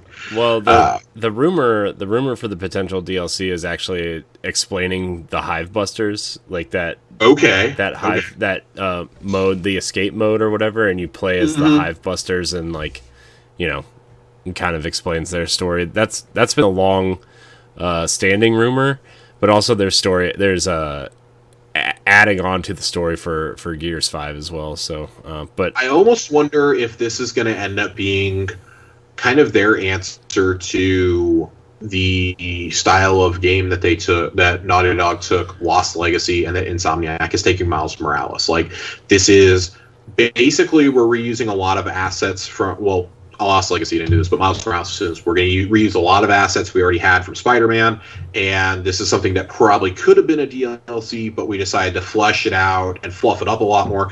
Boom, $40 launch title. Like, people are going to see a $40 launch title and be like, oh, thank God. Yeah. In an era where Call of Duty is going to cost us $70, 2K is going to cost us $70 on these consoles. Like, first parties are going to release a $40 title that showcases everything. Like, especially if you're able to come or do like a Gears 5, the complete edition, and slap it in there or something. Like $20 if you play it on Game Pass, or if you're buying it on disc, like 40 or 50 for everything together with like the operation added in or something like that. Like, there's so much you can do here. Yeah. And Gears is one of those, like, you play the story once and you're like, cool, I'm done. Like, it lives on because of its multiplayer, and especially the Horde. Yeah. Like, Horde modes. Like, those are still really big successes. I mean, 343, Bungie did this with ODST. Yeah. That was supposed to be Halo 3 story DLC, and they ended up making it its own game because it just grew to be too big. And, you know, it's loved among fans for being the first time they really deviated from the chief in a game. Yeah. I still have a ODST shirt, but when it was called Halo 3 Recon. Yeah, I remember. Prepare to drop, buddy. Prepare to drop. I have a shirt that says Halo 3 Recon on it. It's awesome. I'm a big fan of this. Like, I thought they were going to do this for Forza. I expect them to have something for Gears Tactics at launch. You have this, like, you've got Sea of Thieves monthly updates still coming. You've still got Forza monthly updates. I imagine there might be some sort of update for Flight Sim. Maybe Age of Empires gets announced. You got a solid launch right there if you got all that. Yeah. So I'm excited to see this. I want to play Gears 5. I have not finished the story. But I really liked the trilogy, and I liked 4. Yeah. So Also, Gears 5 gonna run at 120 frames a second on that there Series X. So, riddle me this: is it for the whole game, or is that just multiplayer? Because I had read it was that on multiplayer, and it was still 60 for the campaign. I don't know, honestly. It's probably just multiplayer, honestly. But you'll get all the. That's impressive, still. But you'll still get 4K 60 with ray tracing and higher textures and whatever. I don't know. Yeah. What else? I'm here for it. I like it. Yeah. I You love can it. see I- it. You can see Kate's pores in her face, and I don't know, whatever else, deep into her soul, I guess. So Yeah. Did you? I just like Forza and stuff had come up. Josh, did you hear about the that some former devs of Grand Theft Auto and Red Dead had joined Turn 10 to be working on like the next Forza game? So Interesting. they Do not let them control the driving, but everything else I'm excited. wait, because they're trying, because they wanted to because like with the whole focus on the these both of their games basically being open world, like they really wanted to pick up some people who have a lot of experience with open world type kind of building, like, because whether like we can joke about Grand Theft Auto and stuff all we want, but like those are some pretty amazing detailed open worlds that you when it comes to like city type stuff.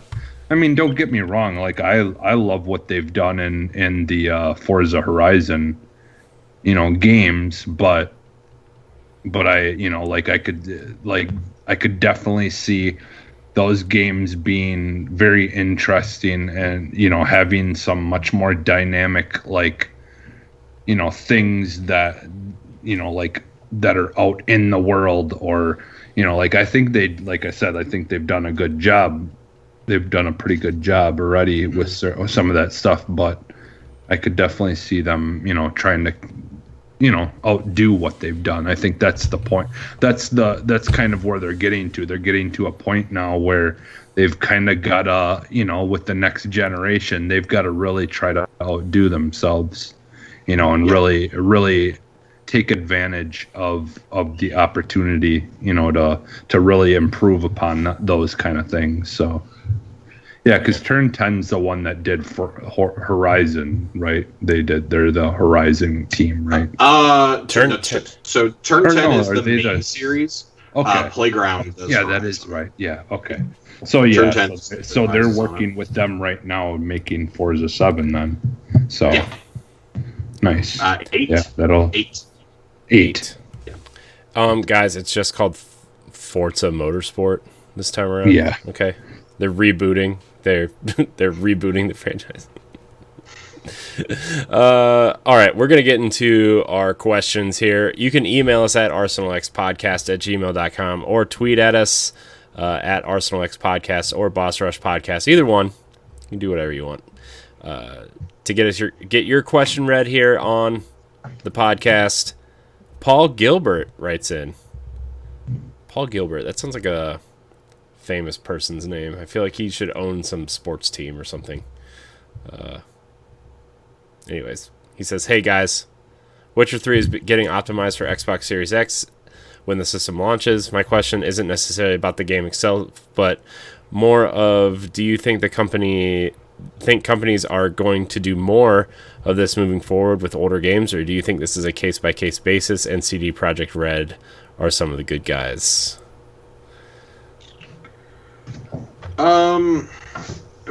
Frankly, I don't think this is going to be the norm. I'm actually kind of surprised that CD Projekt Red is going back and doing this with The Witcher. I shouldn't be, because it's one of the most financially and critically successful games, not just of the generation, but ever. But for a studio that's pretty busy making Cyberpunk and is already working on the Series X and PS5 enhancements for that, as well as ray tracing. We know all that's not going to be there day one, but it will be there in a patch early next year. This is just cementing them as one of the most consumer-friendly companies out there. I don't know if there's really anything else to it. They could have easily done what 505 is having Remedy do, and that is pay for a special version of Control. After you've already bought the DLC, they want you to buy the game again to get the Series X upgrade for a game that sorely needs it. I think this is more of a one-off. I don't expect to hear a whole lot of games getting optimized going forward, especially once the consoles come out. I think we'll probably have a big batch at whatever Series X presentation is coming up in September. But after that, like, maybe you'll have a few stray ones. If it was made before 2018, I would say don't expect them at all.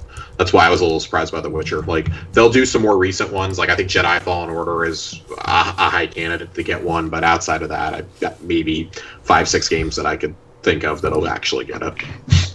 Yeah. So for me, I actually think that we will see a bunch of them, but I think the only games that we're most likely going to see, like, and you know, like a bunch of being remastered or redone to look better, are ones that were created in Unreal Engine. And I think what they're going to do is, if those games can be pulled into the new Unreal Engine and be upgraded through, you know, the tools and things in there, and make it very easy for them to do that, I think we might see some of that stuff happen. But otherwise, yeah, I mean, I think, you know, like, as far as other stuff that, you know, that aren't using engines that maybe are easier to do that with, because see the thing is like, you know, what you run into where a lot of times, you know, they have to make new engines and stuff like that for the new consoles, and you know, things from previous games don't always transfer very easily into the new engines. And so, you know, I think that's a lot of times what holds some of it back. But I feel like Unreal Engine seems very malleable, I guess you could say, like where it seems like games can kind of transfer in and out of things much easier in Unreal Engine. You know, like they just even like hearing, you know, like the way that you can make like a game for Switch, you know, but yet, you know, like, just because you're using Unreal Engine, there's a lot of things that they can do to make certain things just work on Switch that you just don't seem like they really should.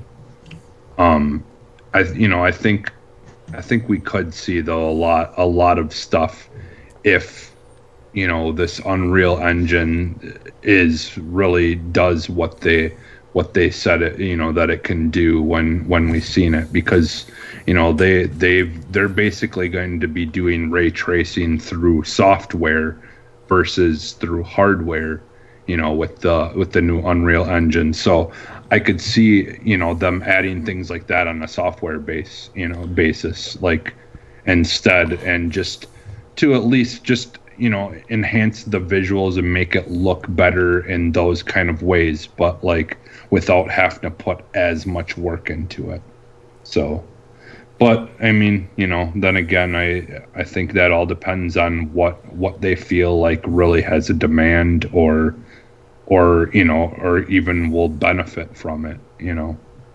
Yeah. There's, you know, that's why you see things like Destiny and stuff being the first ones off the first ones out there saying, hey, you know, we're going to be ready for the next consoles. We're going to, you know, because that, you know, that's it's a games with service. So they have to be there day and day. They've got to be there like right away, and, you know, and try to, you know, be the first ones out of the gate, kind of, right, you know, pushing. I guess I'm saying I'm surprised by Witcher, not just because it's been out for several years now. I mean, it's been out for 5 years, but I'm also a little surprised because they do have Cyberpunk coming out. Like, I think the companies you're going to see this are ones that don't have a title coming in the next probably 12 to 18 months after launch.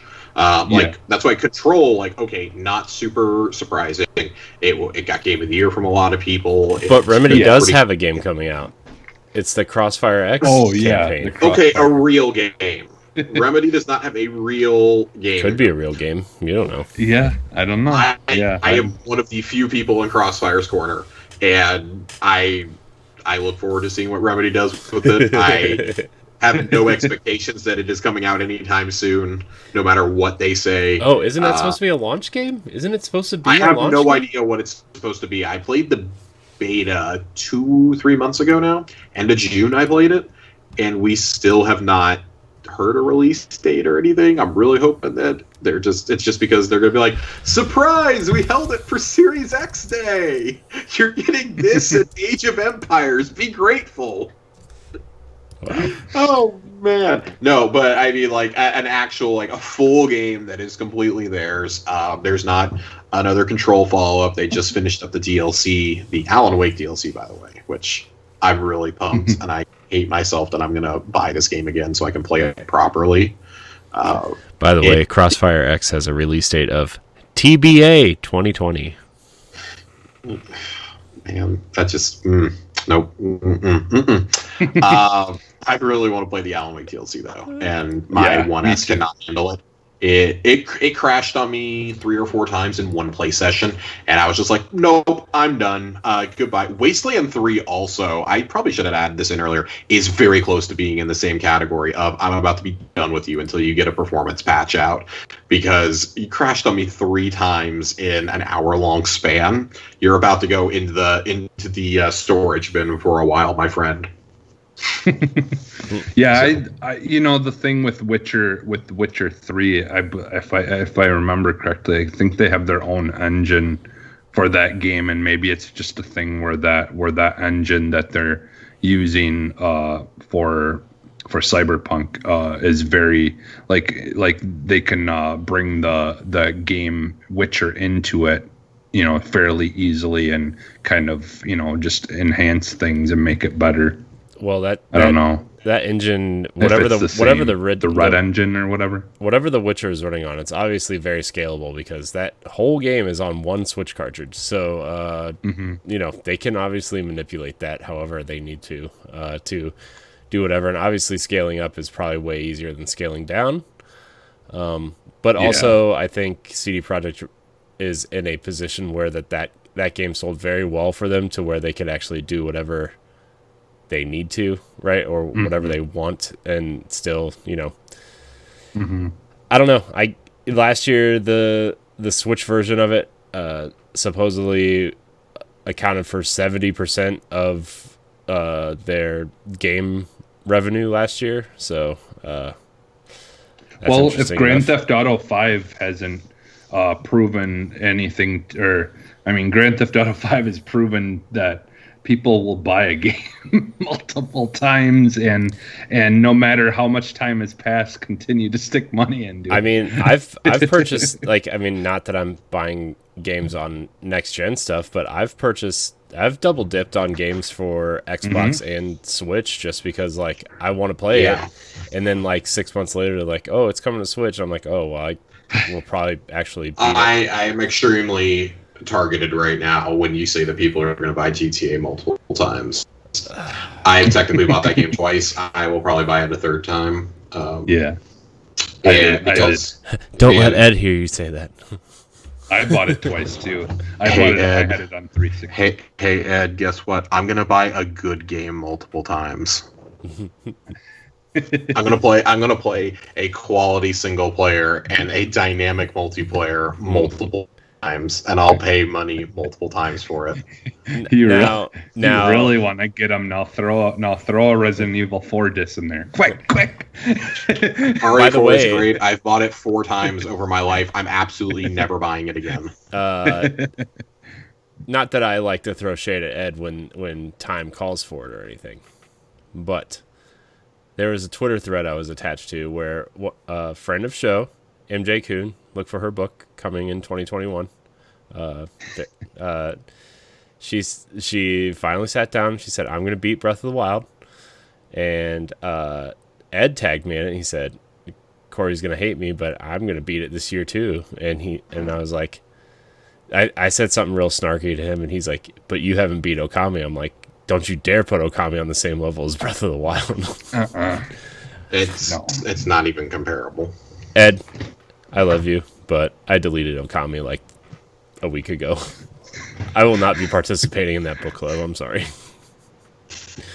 I even tried to cheat my way out of it by watching videos on YouTube from the boss battles, and I couldn't even do that. So I'm sorry, Man, Ed. Corey, I'm so proud of you, though. That's something I would probably do. Maybe not for that specific game, but...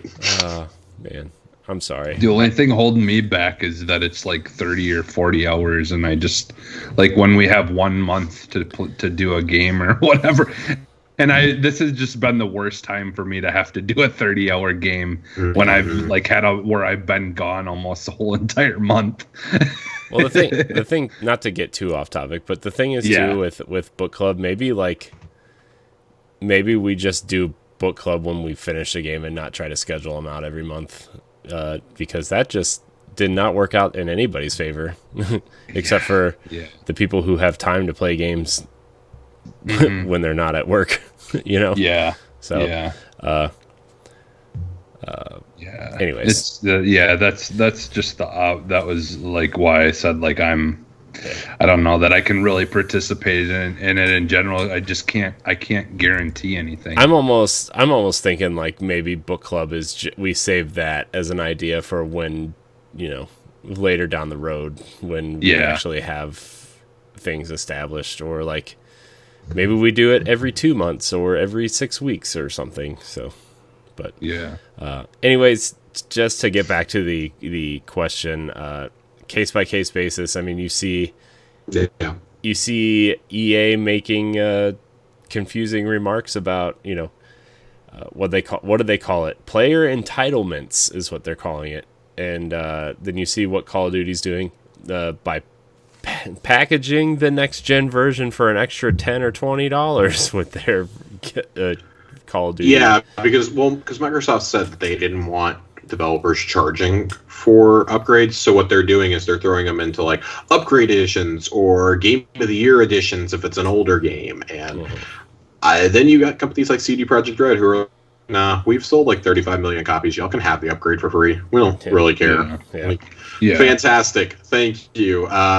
You know, Infinity Ward, you could learn a thing or two. Activision. Bobby Kotick, please put down $25 million salary. And I think the thing to remember though is like with the Infinity Ward stuff and all that. Yeah, like it's, you notice how it's these developers that are kind of beholden to a much bigger person that's above them that you know is most likely the ones making those kind of decisions and saying, hey, you know, like, you guys are going to be working, how do you expect us to pay you for your work then if you're not going to try to, you know, make us more money than we need on this here? You know, so I think the thing that people don't know too, most people don't really think about or know, is CD Projekt owns, if not all of, most of Good Old Games, and they make money from there too. So I mean, I think that also allows them to have, you know, some sort of. It does, but I think when you're, especially if you're Activision or 2K, I do think it's like purely greed. Oh yeah. Pricing your upgrade edition at $70 when you're going to sell 20 million copies without even blinking. I mean, like, you look at NBA 2K, the microtransactions alone in NBA 2K, Grand Theft Auto, and Red Dead. Like, you're telling me they can't afford to, like... I mean, dude, same with EA. I mean, Madden Ultimate Team makes them more... That and FIFA Ultimate make more than every other game combined. Yeah, I know. It's under their umbrella, which is crazy. And that's why I'm like, you know what? If you're already doing this, can you just give us a performance boost for Jedi Fallen Order? Yeah. Not that I'm going to go back and play Fallen Order again, but I would. If they gave me a performance boost and just like I bet some ray tracing on some of them jungle levels. Oh my lord! Like the mudsliding level, I bet the ray tracing would be amazing. Where you're just literally mudsliding the whole level.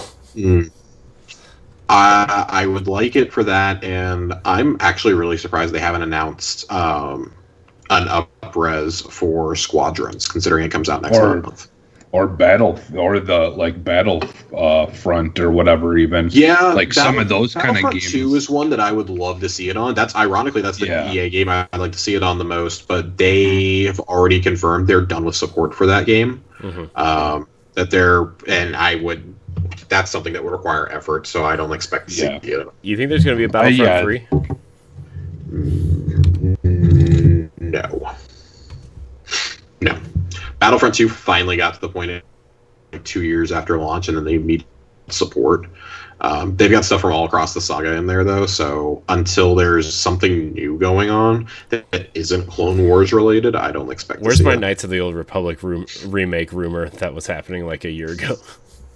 Tune into every single E3 predictions thing that Ray Apollo and I have done for 6 years now, and hear us be wrong every single year when we say Knights of the Old Republic 3. Don't worry, next year when you don't make it, it'll happen. It was my prediction for Star Wars Celebration for this year, frankly. He made it for E3. I said it was going to be revealed at Celebration, and obviously Celebration got canceled, and E3 basically didn't happen. So it was a draw. It was a draw this year. Mm-hmm. Yeah, well, that's fair. It's fair. So, so that's going to actually do it for this episode of Arsenal X. Remember, you can email the show at arsenalxpodcast@gmail.com to get your questions in. This was a good show. I'm glad we got to talk about some new games that everybody's been playing, because we never really get to do that. It's usually like the same 5 games we've all been playing, and then most of the time we just cut that segment because everybody's tired of hearing about the same 5 games. Like, I'm sure people are so tired of me talking about Destiny and Assassin's Creed Odyssey. To be fair, so I was like, I am coming in and I want to talk about the games I've been playing that nobody else on my timeline has touched yet. I'm telling you, man, like this was the show to do it, man. I'm actually excited to talk more about Avengers at some point later on this week. If I set it on Crossroads, or if I, next Arsenal X or Boss Rush or whatever. Because I hear the story's quite good despite everything that's wrong with the game. It's great. It's a great Avengers story with a lot of heart. Yeah. So, anyways, thank you everybody for watching. Thank you for joining us in the chat on Twitch. Remember, you can catch us live on Sunday nights on twitch.tv/BossRushGamesLive. Like I said, we're still working on this new look. It looks okay. It could probably improve, I'm sure. But, yeah, Josh, thank you for joining us tonight. Appreciate you. Thanks for having me. I appreciate it. Yeah, you are welcome anytime. I don't think we have to say that, but I still say it every time. So you're welcome to sit in anytime you want to talk some Xbox. So it will be increasing as we head towards next gen. Yes, I'm looking very much forward to that. Well, have you? I've been asking everyone this. Have you seen the gameplay reveal of Medium running on the Series X? I have, and I think it's cool that it's the side by side. I really like the concept of the in the game. Yeah, the maw. Yeah, but I don't know how I feel about the game overall right now. I'm not a huge horror fan. Yeah. So see, I will only play that game if the lights are on and it's the middle of the day. But I do want to play it. Beginning of the generation is probably the easiest time. Beginning and the end are the easiest for me to jump into games I wouldn't normally play. Yeah. So for the right price, that and Crossfire X may be my launch titles I actually buy, since Gears Tactics will be on Xbox Game Pass. Yeah. I don't plan on buying anything else in November as of right now, with the Halo delay and with Cyberpunk already ordered. So Assassin's Creed, you are probably never getting played.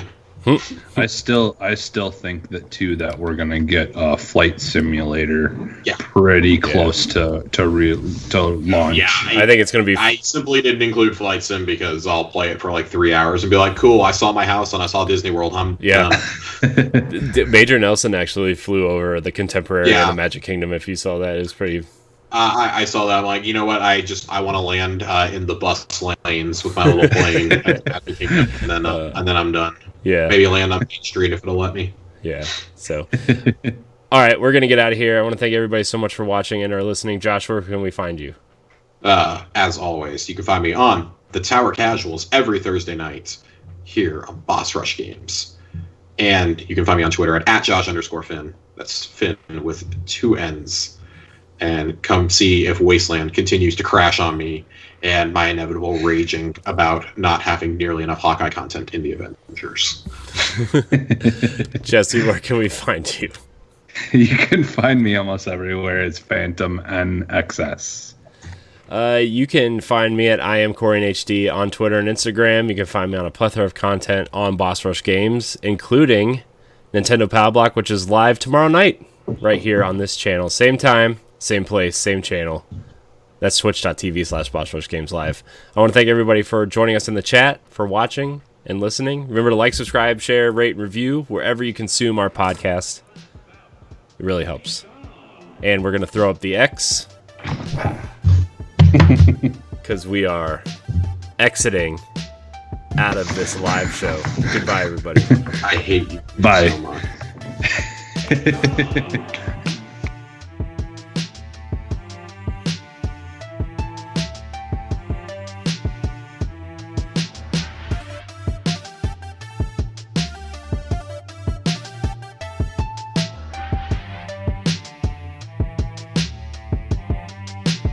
It's on.